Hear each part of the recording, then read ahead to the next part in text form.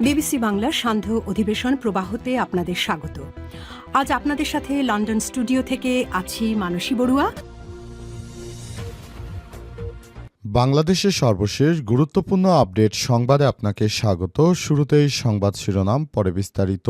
প্রথমেই জানাবো আমাদের হাতে থাকা সর্বশেষ গুরুত্বপূর্ণ সবথেকে তাজা আপডেট সংবাদ। কিশোরগঞ্জে জামাতের আমির ডাক্তার শফিকুর রহমান বললেন, আমার আইডি হ্যাকের বিষয়টি স্পষ্টের পরও বিএনপি এটি নিয়ে ব্যবসা করছে। বাংলাদেশ জামাত ইসলামের আমির ডাক্তার শফিকুর রহমানের সাবেক টুইটার বর্তমানে এক্স অ্যাকাউন্টটি হ্যাক হয়ে গেছে। হ্যাক হয়ে যাওয়ার পর তিনি জানিয়েছেন এই অ্যাকাউন্টটি নিয়ে একটি পক্ষ নতুন করে আবার ষড়যন্ত্র শুরু করেছে। এদের ষড়যন্ত্রকে রুখে দেওয়ার সময় এসেছে। আগামীর বাংলাদেশ গড়ে তুলতে হবে, সেজন্য তারা আমার বিরুদ্ধে অপপ্রচার চালাতে লিপ্ত হয়েছে। এদের অপপ্রচারের জবাব আগামী 12 তারিখে মানুষ ভোটের মধ্য দিয়ে দেবে। এরপর জানাবো ঢাকা 11 আসনের বিএনপির নেতার বিরুদ্ধে করা আদালতের রিটটি খারিজ করে দেওয়া হয়েছে। দ্বৈত নাগরিকত্বের তথ্য গোপনের অভিযোগে ঢাকা 11 আসনে বিএনপির মনোনীত প্রার্থী ডক্টর এম এ কায়েমের প্রার্থিতা বৈধতা চ্যালেঞ্জ করে জাতীয় নাগরিক পার্টি এনসিপির আহ্বায়ক নাহিদ ইসলাম একটি আবেদন করেছিল উচ্চ আদালতে। তবে এই আবেদনের বৈধতা খারিজ করে দিয়েছে আদালত। এখন থেকে বিএনপির 11 আসনের প্রার্থীর নির্বাচন করতে কোনো বাধা নেই বলে জানিয়েছে নির্বাচন কমিশন।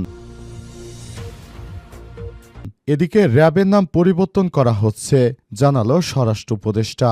স্বরাষ্ট্র উপদেষ্টা লেফটেন্যান্ট জেনারেল জাহাঙ্গীর আলম চৌধুরী জানিয়েছেন, আমরা র্যাব সদস্যের নাম পরিবর্তন করার বিষয়ে নীতিগত সিদ্ধান্ত গ্রহণ করেছি। নতুন নাম হচ্ছে স্পেশাল ইন্টারভেনশন ফোর্স বা SIF। অন্তর্বর্তীকালীন সরকারের প্রধান উপদেষ্টা প্রফেসর ডক্টর মোহাম্মদ ইউনূসের সরকার এই নামটির অনুমোদন দিয়েছে। এর ফলে বাতিল হয়ে যাচ্ছে র্যাবের বর্তমান নাম। নতুন নাম জয়েন্ট ইন্টারগ্রেশন ফোর্স বা SIF।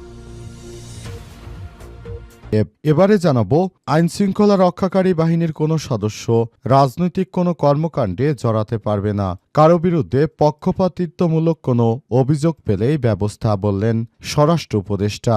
আগামীর বাংলাদেশ হবে ন্যায়, সাম্য এবং ইনসাফ ভিত্তিক বাংলাদেশ। সেজন্য অন্তর্বর্তীকালীন সরকারের প্রধান উপদেষ্টা প্রশাসনের সকল সদস্যদের নির্বাচনে নিরপেক্ষ থাকার জন্য আহ্বান জানিয়েছেন এবং নিরপেক্ষ থাকার নির্দেশ দিয়েছেন। তবে বিভিন্ন জায়গা থেকে প্রশাসনের কিছু সদস্য তাদের বিরুদ্ধে পক্ষপাতিত্বের অভিযোগ পাওয়া গেলেই সঙ্গে সঙ্গে তাদের বিরুদ্ধে আইনগত ব্যবস্থা গ্রহণ করা হবে বলে জানিয়েছেন স্বরাষ্ট্র উপদেষ্টা। এবং সর্বশেষ জানাবো চট্টগ্রাম বন্দরে চলছে আজও বিএনপির ডাকে কর্মবিরতি। চট্টগ্রামের বন্দরটি যেন ভালোভাবে সুষ্ঠুভাবে পরিচালনা করা যায় জন্য সরকার বিদেশিদের হাতে তুলে দিয়েছেন, যাতে করে তারা বন্দর পরিচালনা করে। হাইকোর্টও এই রায়ে বৈধতা দিয়েছে। তবে বিএনপির পক্ষ থেকে চাঁদাবাজি বন্ধ হয়ে যাবে বিদায় তারা আজ 3 দিন ধরে কর্মবিরতি পালন করছে। এতে চট্টগ্রাম বন্দরে আমদানি রপ্তানি বন্ধ হয়ে যায়। চরম রাজস্ব সংকটে পড়েছে অন্তর্বর্তীকালীন সরকার। সরকার মনে করে যে বিএনপির এই অনাকাঙ্ক্ষিত হস্তক্ষেপের কারণে বন্দরের কার্যক্রম স্থবির হয়ে গেছে। এর ফলে কয়েক শত কোটি টাকার সরকারের রাজস্ব ঘাটতি দেখা দিয়েছে। তারা আজও কর্মবিরতি পালন করছে। এর ফলে সেখান দিয়ে আমদানি রপ্তানি কার্যত স্থবির হয়ে পড়েছে। প্রিয় দর্শক, এতক্ষণ শুনছিলেন সংবাদ শিরোনাম, এবারে বিস্তারিত। তবে তার আগে বন্ধুরা অনুরোধ থাকবে এই সংবাদটিতে একটি লাইক দিন।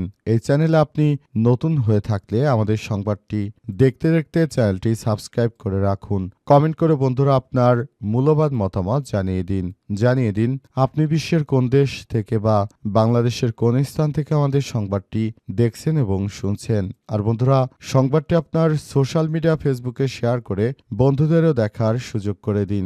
গাজা যুদ্ধে আপনি যদি নিরীহ ফিলিস্তিনিদের ভালোবেসে থাকেন, কমেন্টে ইয়েস লিখে পুরো বিশ্বকে জানিয়ে দিন। আগামী জাতীয় সংসদ নির্বাচনে আপনি কোন দলকে সমর্থন করেন, কমেন্টে দলের প্রতীক লিখে পুরো বাংলাদেশকে জানিয়ে দিন কোন দলটি এবার ক্ষমতা গ্রহণ করতে চলেছে। এবারে বিস্তারিত। আইডি হ্যাকের বিষয়টি স্পষ্টের পরও এটা নিয়ে ব্যবসা করছে একটি দল। কিশোরগঞ্জে ডাক্তার শফিকুর রহমান। বাংলাদেশ জামাত ইসলামের আমির ডাক্তার শফিকুর রহমানের টুইটারের অ্যাকাউন্টটি হ্যাক করে দুর্বৃত্তরা।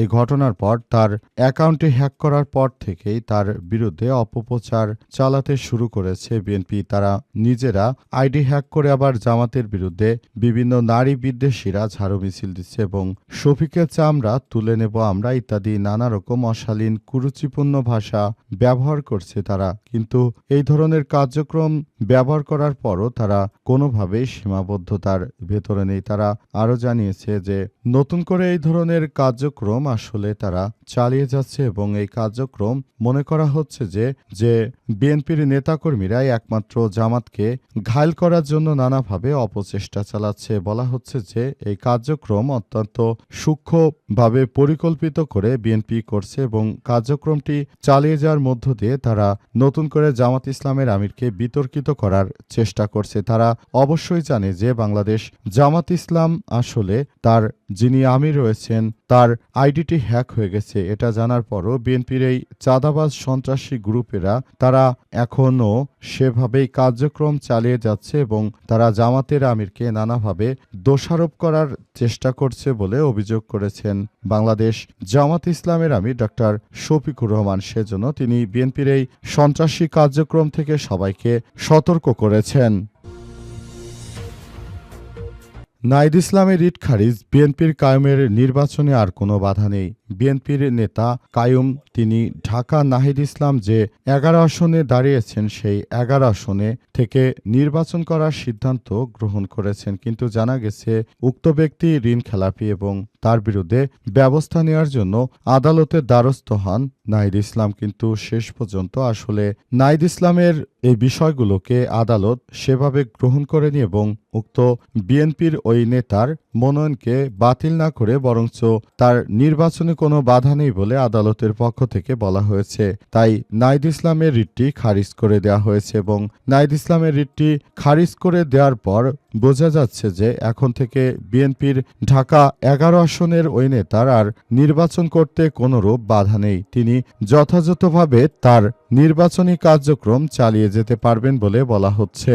অন্তর্বর্তীকালীন সরকারের প্রধান উপদেষ্টার ক্ষমতায় থাকতে নাহিদ ইসলাম যখন এনসিপির দল গঠন করতে যায় তখন দলটি গঠন করতে গেলে তখন বিএনপির পক্ষ থেকে অনেক বাধার সম্মুখীন হন নাহিদ ইসলাম। কিন্তু তিনি তার জায়গা থেকে না থেমে গিয়ে নাহিদ ইসলাম তিনি তার কার্যক্রম চালিয়ে গেছেন এবং তিনি যে নতুন বন্দোবস্ত দেওয়ার জন্য বাংলাদেশে যে একটি এনসিপি নামক রাজনৈতিক দল গঠন করেছেন সেই দলটি মূলত এখন বাংলাদেশকে রিপ্রেজেন্ট করছে। র্যাবের নাম পরিবর্তন করা হচ্ছে SIF। স্বরাষ্ট্র উপদেষ্টা লেফটেন্যান্ট জেনারেল জাহাঙ্গীর আলম চৌধুরী জানিয়েছেন র্যাব সদস্যদের নাম পরিবর্তন করে SIF বা স্পেশাল ইন্টারভেনশন ফোর্স করা হয়েছে। নামটি অন্তর্বর্তীকালীন সরকারের প্রধান উপদেষ্টা অনুমোদন দিয়েছেন। অন্তর্বর্তীকালীন সরকারের প্রধান উপদেষ্টা অনুমোদন দেওয়ার পর পুরো বিষয়টিকে খুবই গুরুত্ব সহকারে দেখা হচ্ছে। পুরো বাংলাদেশটাকে সুন্দরভাবে গড়ে তোলার জন্য আবার নতুন করে কার্যক্রম চালিয়ে যাওয়ার কথা জানানো হয়েছে। অন্তর্বর্তীকালীন সরকারের প্রধান উপদেষ্টা প্রফেসর ডক্টর মোহাম্মদ ইউনূসের সরকার যে নতুন বাংলাদেশ গড়ে তুলতে চান সেই কার্যক্রমগুলো চালিয়ে যাওয়ার জন্য সবাইকে আরও বেশি যার যার জায়গা থেকে দায়িত্বশীল ভূমিকা পালন করতে আহ্বান জানানো হচ্ছে। সরকার ইতিমধ্যেই এসব বিষয় নিয়ে কাজ করছেন এবং আগামীর বাংলাদেশ গড়ে তোলার জন্য সরকারের পক্ষ থেকে কাজ করা হচ্ছে। বাংলাদেশের প্রতিটি জায়গায় এবং পুরো সিস্টেমেটিক ওয়ের মধ্য দিয়ে সবাইকে এগিয়ে যেতে হবে যাতে করে বাংলাদেশে আর কোনো বাহিনীর দ্বারা কেউ গুম খুনের শিকার না হয়। এমন একটি কার্যক্রম থেকে মূলত র্যাব সদস্যদের এই নাম পরিবর্তনের সিদ্ধান্ত গ্রহণ করা হয়েছে। এর আগে র্যাবের বিতর্কিত কর্মকর্তাদের কারণে মূলত সব থেকে বেশি গুম খুন হত্যার শিকার হয়েছে সাধারণ মানুষ। তাই র্যাবের সদস্যদের কাছ থেকে এই ধরনের একটি প্রত্যাশা রয়েছে সবার, যাতে করে সবাই একটি শান্তিপূর্ণ পরিবেশে আগামীর বাংলাদেশ গড়ে তোলা যায় এমনটাই র্যাবের সদস্যরা মনে করছে। সেজন্য সরকারও তার জায়গা থেকেই দায়িত্ব গ্রহণ করলেন।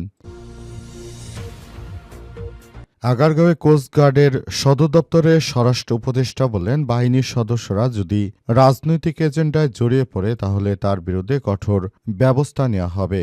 অন্তর্বর্তীকালীন সরকারের প্রধান উপদেষ্টা প্রফেসর ডক্টর মোহাম্মদ ইউনূসের সরকার জানিয়েছেন যে আগামীতে বাংলাদেশটাকে সুন্দরভাবে গড়ে তুলতে আমাদের আরও বেশি যার যার জায়গা থেকে দায়িত্বশীল ভূমিকা পালন করতে হবে। সরকার মনে করে এবারের নির্বাচনটা হবে ইতিহাসের সবথেকে ভালো সুষ্ঠু মানের একটি নির্বাচনকে করার জন্য আমরা সবাই বদ্ধপরিকর এবং নির্বাচনটাকে সুষ্ঠু সুন্দরভাবে গড়ে তোলার জন্য আমাদের এই কার্যক্রম অব্যাহত থাকবে।